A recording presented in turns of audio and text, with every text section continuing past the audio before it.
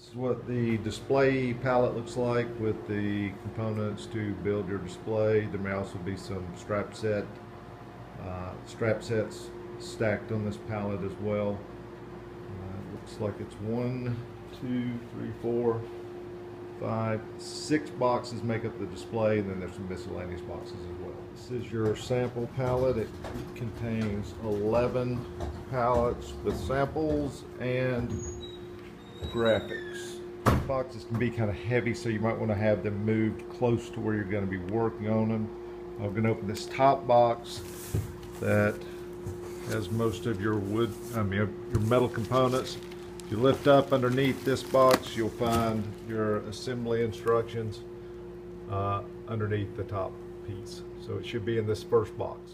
Okay, this is the contents of box 1. You've got the top and the bottom back parts that show, you'll notice those by the holes in the bars that are attached to the top. These are also supports. This piece is the middle back support. This is your header frame, another support for the display, your base, your display hardware, and then these two parts are listed as page frames. You will not use these if you have the first round of displays. We've got these packed. The parts you will use are enclosed with the floor that will be attached to the base once you get the display put together. So you can just discard these parts or recycle them would be a good idea. We don't want to put it in the landfill, so if you could just recycle them with your local metal recycler, that'd be great. Okay, the next box we're going to open is this wing box. It's an L-shaped box that has the 2 side supports. Once we open this box, you'll be able to assemble the structure of the display. The balance of the boxes just contains wings that will be inserted into the display. Okay, these last 2 L frames, or these end pieces, complete are all the structural components for the display that you need to get the display set up before you can load the wings and the samples.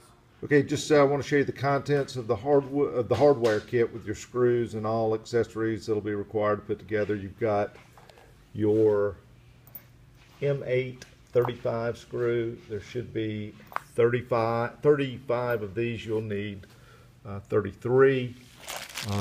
These are your levelers. It's very important. We'll want to put these on so that you have most of the weight tilting backwards on the display. We don't want this thing falling forward.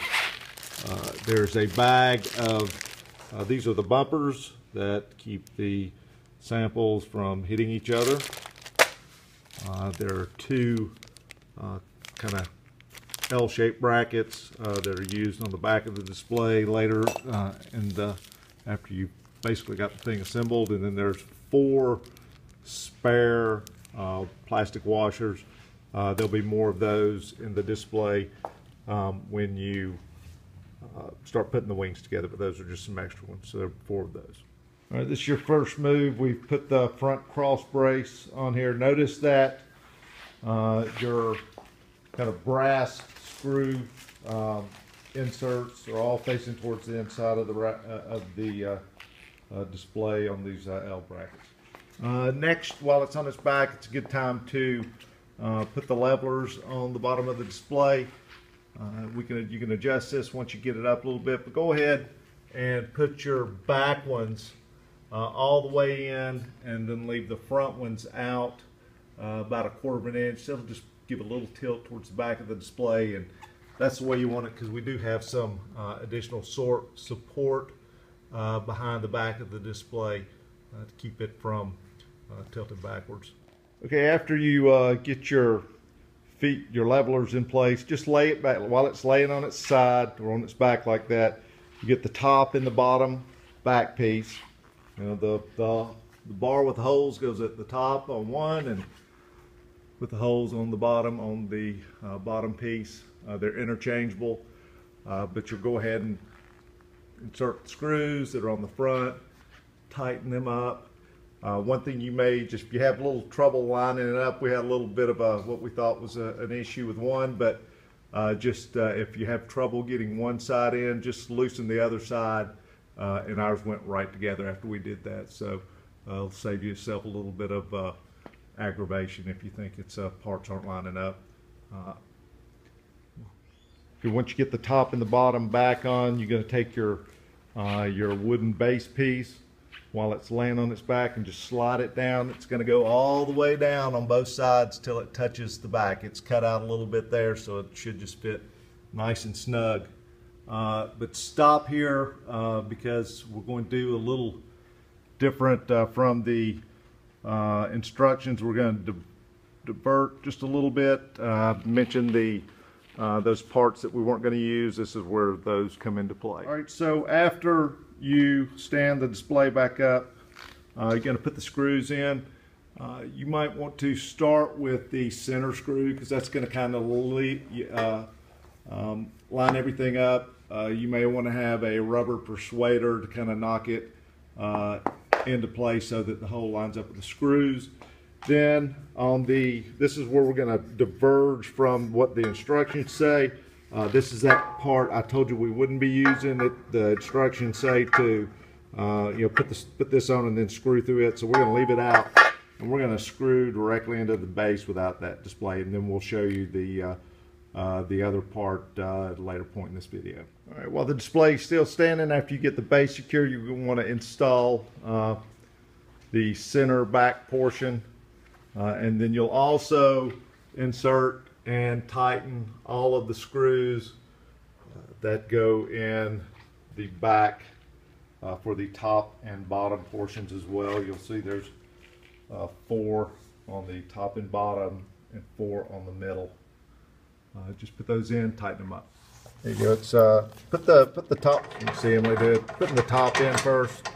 You got a little more tolerance with the screw because it can go anywhere. It doesn't have to necessarily hit the pilot hole, but you didn't tighten it all the way, so you got a little bit of room to kind of line up your pilot hole. And then you're just going to put the screw in the pilot hole, and it's going to look like this. All right, the next piece we're putting on is the header frame, and just 2 screws go in the back. If you're putting this together by yourself, this is one of these you'll want to grab somebody, just kind of give you a hand, hold one end up while you're getting the 1 screw in. Make sure though that the channels where the header slides are facing towards the front of the display. Yeah, this is a good time to go ahead and put the display where you want it. You basically have the structure built at this point. So we moved it, if you got some of these little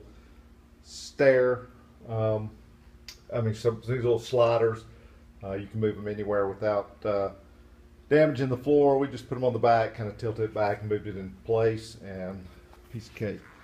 Not a big deal at all. All right, the next step is not on these instructions because we have the new part. We're going to do this before you put on the wing, so you want to start this part after you complete step 4. And find the box that says Cortec Plus base floor. If you're making the sustainable living display, it'll be sustainable living base floor. But this is the one that's got the product to put on the bottom of the display. This has the new parts that I had mentioned earlier, just a simple L. It has your stair cap, in this case for the Cortec. It would have a stair nose for the sustainable living, and then your flooring on here. So we're going to put that. Okay, we're putting the floor on now, and you'll also notice that inside the box with the flooring kit, there's a little instruction sheet that'll kind of walk you through it. But we basically have just loose laid the pre-made floor on here so that it's flush on all 3 sides and tied up against the back. And then we're going to just put the stair cap on front. I'm using this this molding tape from Hillway Direct that you can get at 1877floorguy.com, or you can just use some liquid nails or some type of construction adhesive just to like you would normally, just to put it on the base there. Okay, so we got our molding tape. You can just see we got a strip right down the edge, and we're just gonna apply it on top of it. We're gonna get it flush with the edge of the flooring. You good, Emily? All the way back, so it's up against the front, and then just put it on, press it down. Now we're going to install the sides. It'll keep it in place. Okay, after you get the stair cap on or your stair nose, we're just going to lay this on the base right here. Pull it back about a half to a quarter inch away from the stair cap edge, just so it doesn't hit some screws that may be in the place. You're going to screw it in. There's just with a self-tapping screw. These look a lot like the screws that you use to put the literature baskets on the castle comb, and got some pre-drilled in, already started in here. There's no screw holes, so you'll just put it, there's no pilot holes, so you'll just screw it where it lands. And notice I've got a little bit of a gap there to avoid some screws that may be in the way. So